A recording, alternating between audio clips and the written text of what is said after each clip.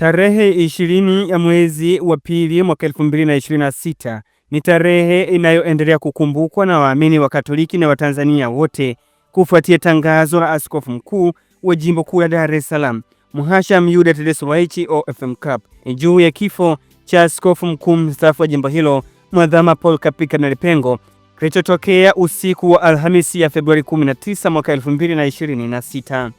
Kwa mujibu wa Askofu Mkuu Ruwa'ichi, Mwadhama Polycarp Kardinali Pengo alifariki katika taasisi ya moyo Jakaya Kikwete JKCI alipokuwa akipatiwa matibabu. Bwana, tunakuomba kwa wema wako uwe na sisi taifa lako, nasi uliotulisha mafumbo ya mbinguni utufanye tuondokane na maisha ya zamani, tuingie katika upya wa uzima kwa njia ya Kristo Bwana wetu.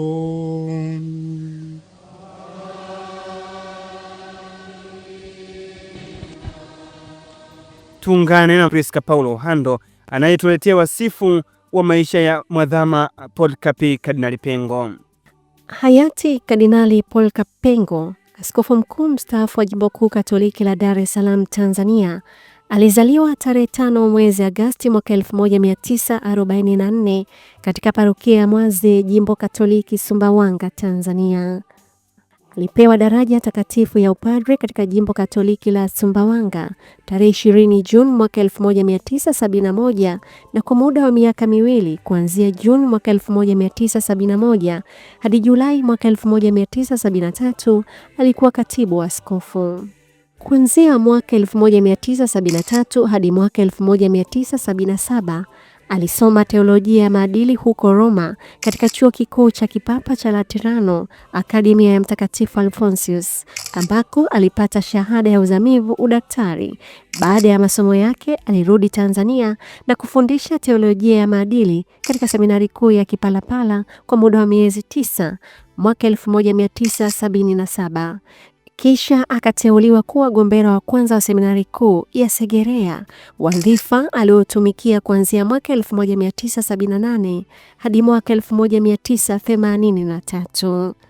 Papa Yohane Paulo wa Pili alimteua kuwa askofu wa Nachingwea tarehe 11 Novemba mwaka 1983 na akamweka wakfu tarehe 6 Januari mwaka 1984 katika sikukuu ya Epifania katika Basilika ya Mtakatifu Petro. Tarehe 17 Oktoba mwaka 1986 aliteuliwa kuwa askofu wa jimbo jipya la Tunduru Masasi na alitawazwa tarehe 12 Februari mwaka 1987. Aliteuliwa kuwa askofu mwandamizi wa Dar es Salaam tarehe 22 Januari mwaka 1990. Alitawazwa rasmi kuwa askofu mkuu wa jimbo kuu tarehe 22 Julai mwaka 1992 kufuatia kustaafu kwa Kardinali Laurent Rugambwa. Jumapili ya tarehe 2 Septemba mwaka 1990, wakati wa ziara ya kitume ya Papa Paulo wa Pili nchini Tanzania, akiwa askofu mwandamizi wa Dar es Salaam wakati huo, alimkaribisha Papa kwa maneno ya heshima mwanzoni mwa mkutano wa mapadri na watawa katika kanisa la Mtakatifu Petro, Dar es Salaam. Katika kulitambulisha kanisa la Tanzania kwa Papa, alisisitiza hasa uaminifu, upendo na ari ya kulitekeleza jukumu la uinjilishaji. Tarehe 12 Aprili mwaka 1984 alihutubia mkutano mkuu wa 4 wa kawaida wa baraza maalum la Sinodi ya Maaskofu kwa Afrika. Mada ya hotuba yake ilikuwa kukuza zaidi imani ya Kikristo katika maisha ya kila siku. Kuanzia mwaka 2007 hadi mwaka 2009 alichaguliwa kuwa rais wa shirikisho la mikutano ya mabaraza ya maaskofu wa Afrika na Madagascar SECAM. Alikuwa mjumbe wa baraza la makardinali kwa ajili ya utafiti wa masuala ya kimuundo na kiuchumi ya kiti kitakatifu. Alifanywa kuwa kardinali na Mtakatifu Yohane Paulo wa Pili katika konsistori ya tarehe 21 Februari mwaka 1998. Akakabidhiwa kanisa la Bikira Maria wa La Salete, Nossa Signora di La Salete. Hayati Mwadhama Polycarp Pengo alishiriki katika konklevu ya Aprili 2005 iliyomchagua Papa Benedikto wa 16 na pia katika konklevu ya Machi 2013 iliyomchagua Papa Francisco.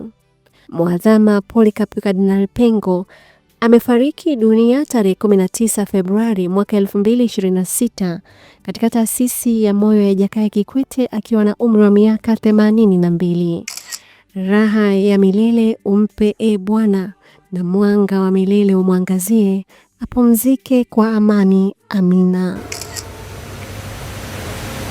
Nilikuja Dar es Salaam na leo hii nina moyo wa shukrani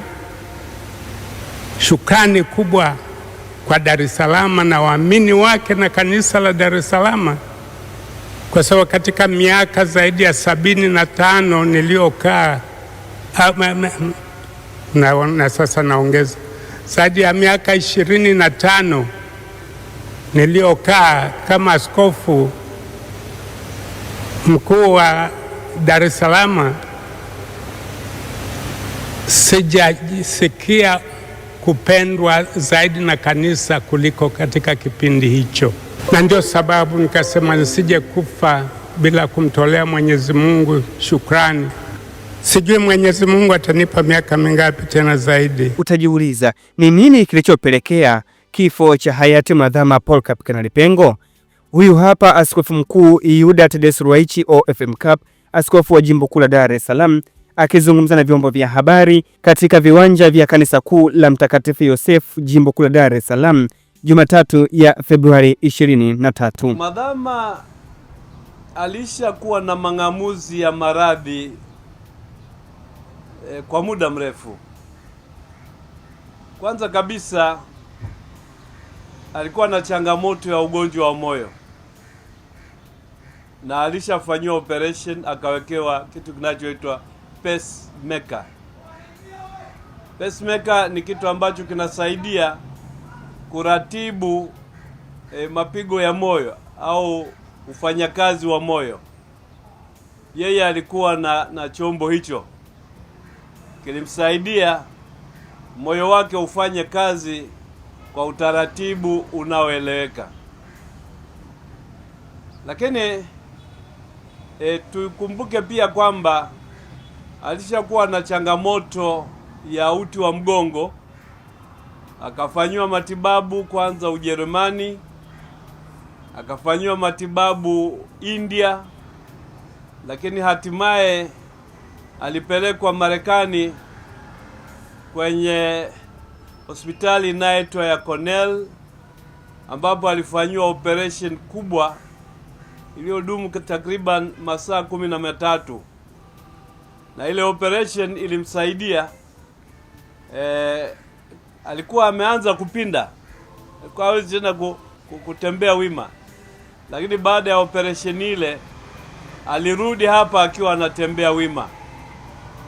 Ameendelea kupambana na uzee na maradhi mpaka hapo Mungu alipomwita kwake. Asante. Endelea kufuatilia mitandao yetu ya kijamii Instagram pamoja na chaneli ya YouTube ya Mwangaza Digital kwa taarifa mbalimbali za kifo cha Mwadhama Polycarp Kardinali Pengo. Mimi ni Ndahani Lugunya niliyekuletea simulizi hii kwa kushirikiana naye Priska Polohando.